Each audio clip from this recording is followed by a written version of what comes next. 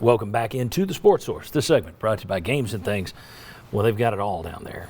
Home theater seating, bars and bar stools, poker tables and seating, pool tables, stand-up classic arcade games, table tennis, shuffleboard tables, and you can take it from there to your own home. Make your own home an entertainment center. Life should be fun, and trust me, after 2020, life in 2021 should absolutely be fun. Do what it takes to make your home more entertaining. Games and Things carries everything you could possibly need. Check them out online or drop by their place out in West Knoxville off Level Road. Okay, Vols are at Texas A&M today.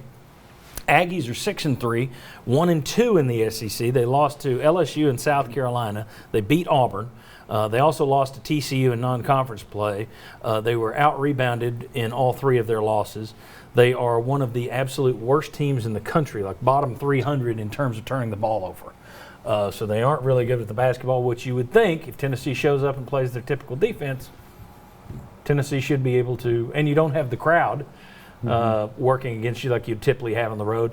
You would think this is a game that Tennessee should take care of business a little bit more, with a little bit more ease than they've had the last three games in the SEC play. Agree? Disagree? Thoughts on A&M Tennessee? And I'm really curious when the season ends to see what home road splits look like compared to normal years, because these are not road games. Like, you know, you have fans there, but it's just not the same. Football hasn't been the same, and I think there's much more home court advantage in basketball. I think too. I think you know the idea that you can't go on the road and dominate. You know, if you go on this game and there's a full Reed Arena and the Aggies are Aggieing it up and all that stuff, and you just get out of there with a win, you feel okay. But in this, you know, I think teams that are good teams go on the road should flex a little bit against teams that they should flex against. And I think this will be an interesting test for the Vols.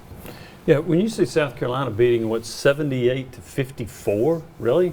I think Tennessee should handle them. There's one really good player on that A&M team that they got to deal with. They have a couple of other nice players. Emmanuel Miller. Yeah, Miller. Yeah. Mm-hmm. But I think Tennessee should handle them. I don't know that they'll beat them as bad as they beat Missouri, but I would expect Tennessee to win and not to be as close as that Arkansas game was. Yeah, and John, the flip side of that, you look at it, what if Texas A&M does a better job of taking care of the basketball? What if they get more possessions? You know, I looked it up. The point spread is Tennessee's favored by 10.5.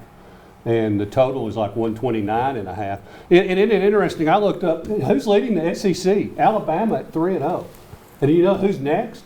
This surprised me. Kentucky. At 2-0. Mm-hmm. Those are your top two teams. So Tennessee needs to keep winning to stay within striking distance of those teams. The Miller kid that they've got to shut down, 18.5 points per game, 8.3 rebounds per game, leads them in both categories. He's one of only 8 players in the SEC so far to have scored in double digits in every game this year. So he is the one guy to watch. What do you want to see from Tennessee? Personally, I want to see Santiago Vescovi bounce out of the – he's been in a 2-game rut here where he hasn't been shooting well at all, like 25%.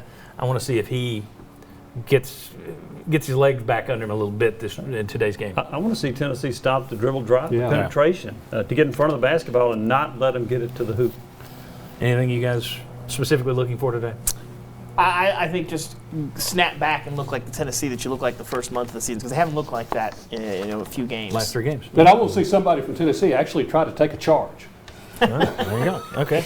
Chuck, thanks for coming in today. We appreciate it. Hey, I think it's the best Saturday show we've ever had. That's right. Best Saturday. I'm trying to think. I'm guessing we did a Saturday show at some. Oh, yeah. We have. That's right. When there was a bicycle race in town or something. Yeah, we've done that. And, I think the Indy 500 bumped us a time or two. So we've been Saturday before, but this is the best Saturday we've ever. It's the first 90-minute Saturday show. Exactly. And that means 30 more minutes, and we're going to get back to football. We're going to talk recruiting with Ryan Callahan next, and then we're going to ask, who's the Vols football coach next year? Is it Jeremy Pruitt? Is he still the favorite?